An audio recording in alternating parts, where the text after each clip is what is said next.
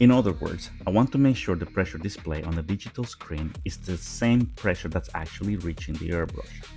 To test that, I'm going to install this little analog pressure gauge, which will let us independently measure the air pressure coming from the compressor.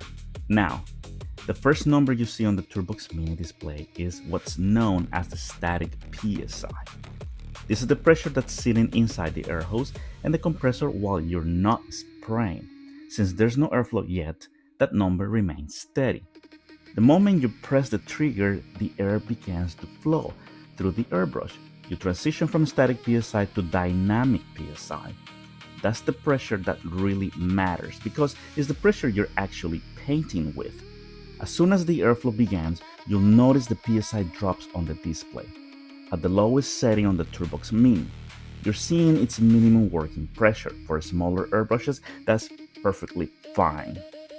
However, if you're using something like the GH8D39, which is designed as more of a general-purpose airbrush, it naturally requires a little more airflow. Its larger internal air passages simply need more pressure to perform at their best.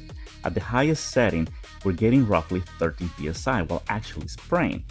That's the dynamic pressure being delivered through the airbrush. Now comes the moment of truth. As you can see, the digital display settles around 13.5 to 14 psi while spraying. So now we compare that reading with the analog pressure gauge. The analog gauge is reading approximately 15 psi. That's only a very small difference, and in my opinion, it's much better to see the analog gauge reading slightly higher than lower. For a portable compressor like this, that's an excellent result. So for me, this test passes.